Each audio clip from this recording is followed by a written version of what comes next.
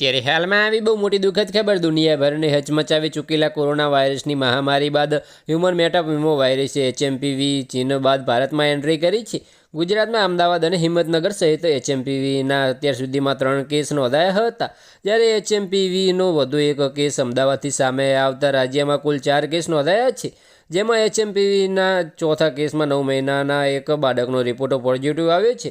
જ્યારે રાજ્યમાં એચએમપીવીના કેસમાં વધારો થતાં આરોગ્ય તંત્ર દોડતું થયું છે। રાજ્યમાં એચએમપીવીનો વધુ એક કેસ નોંધાયો છે, જેમાં અમદાવાદમાં 9 મહિનાના એક બાળકનો રિપોર્ટ પોઝિટિવ આવ્યો છે। બાળકને વિવાહ ચિલ્ડ્રન હોસ્પિટલમાં દાખલ કરવામાં આવ્યું હતું, જોકે બાળકને હાલ ચાઇલ્ડહુડ હોસ્પિટલમાં શિફ્ટ કરવાયું હોવાનું સામે આવ્યું છે।